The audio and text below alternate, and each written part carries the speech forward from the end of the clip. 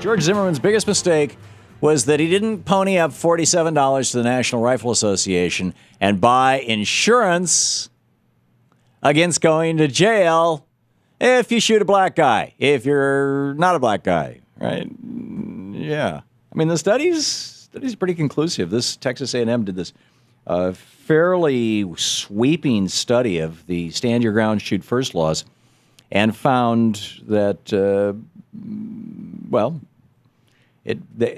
quote them, stand your ground, shoot first laws stand your ground laws increase the chances of murder or manslaughter by lowering the expected costs associated with using lethal force. You can lower those costs even farther now by paying $47 to the NRA because they will give you insurance. They will defend you. They will pay for your defense in court if you shoot somebody and claim a stand your ground standing. The FBI looked into this and found that in 34% of cases involving a white shooter killing a black person, stand your ground was invoked and it was called a justifiable homicide. However, when the victim was white and the shooter was black,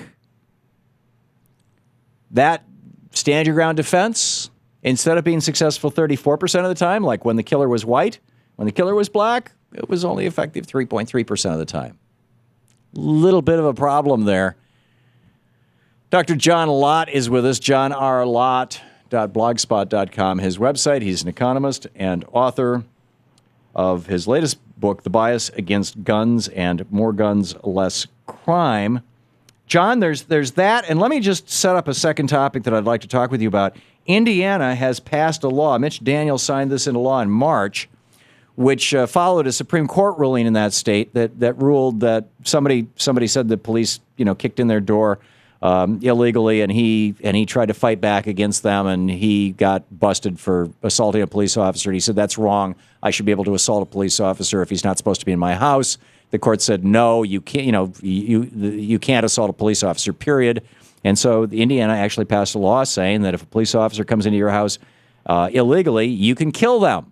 And now the police officers are quite upset about this because it's not uncommon for them to kick down the wrong door. The street address is written down wrong. They get a 911 call. Somebody garbles the address. And now if they walk in, somebody can shoot them, blow them away, and it's perfectly legal in Indiana. John, do either of these laws make any sense to you?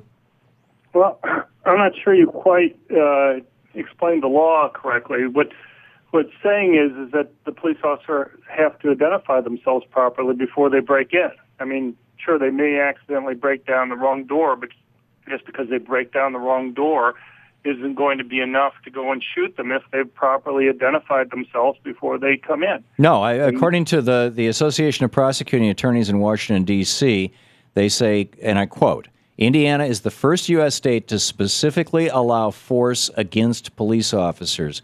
End of quote. In fact, they went on to say, the president of the Indiana State Fraternal Order of Police said, this is a recipe for disaster. It puts a bounty on our heads.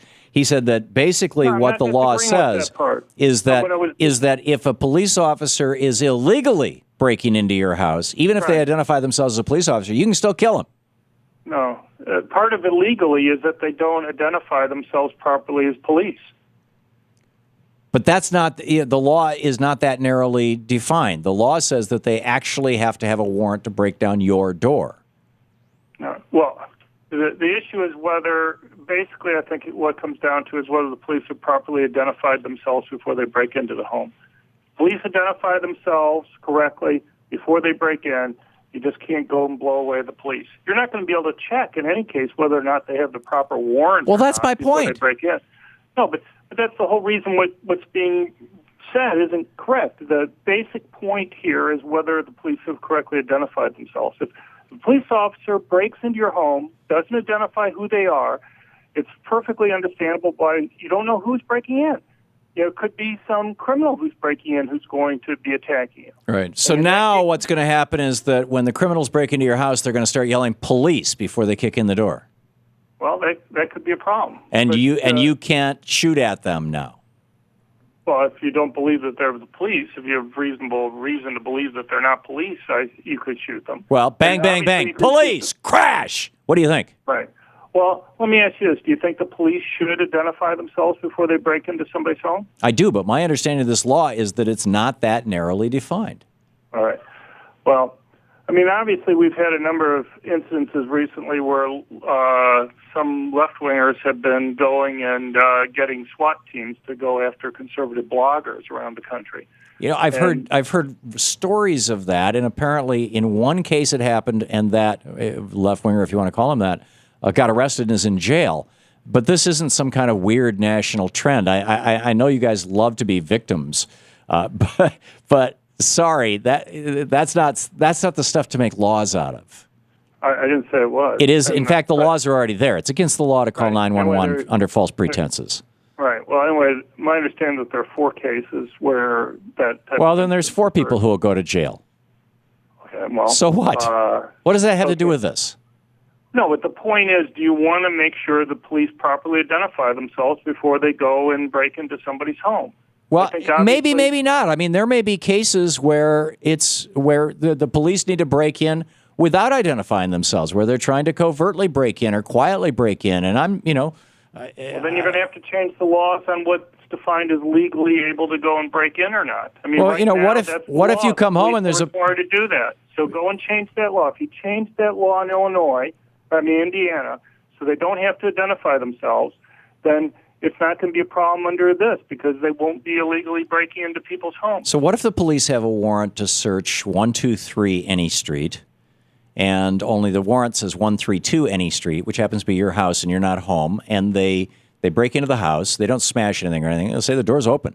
They walk in, they're looking around, you come into your house, their warrant is for a different house, or legally they're supposed to be in a different house, but they think they're in the right house, you think they're in the wrong house, you can now kill them. They haven't identified themselves. You weren't even there. You can walk in and just start shooting in Indiana. That's right? I'm not sure about that. I think this is just, and I'm a guy who is kind of with Rand Paul typically on police matters. That is, let's have some very serious Fourth Amendment and Fifth, Sixth, Seventh, and Eighth Amendment protections against the armed and lethal force of government. And I'm surprised that conservatives don't take that position. It boggles my mind. Well, they hate government until it has a gun in its hand. Then they love government. But in any case, I think I've said my piece on this. And John, what about this stand your ground laws? What do you have to say about the fact that 34%, according to the FBI, 34% of the time, white guy kills black guy, claims stand your ground, gets off. When black guy kills white guy, claims stand your ground, same kind of cases. Only 3% do they get off. What's going on? Right. Well, first of all, I wouldn't say that's according to the FBI. That's according to somebody who claims that they've looked through the FBI numbers. But it's not even the FBI numbers. It's according. This is statistics compiled by the FBI. No, but it's. You have raw data, and then somebody who's made this claim saying that they've used the FBI data. That's a lot different than saying that the FBI has gone and done a study. The FBI hasn't done a study.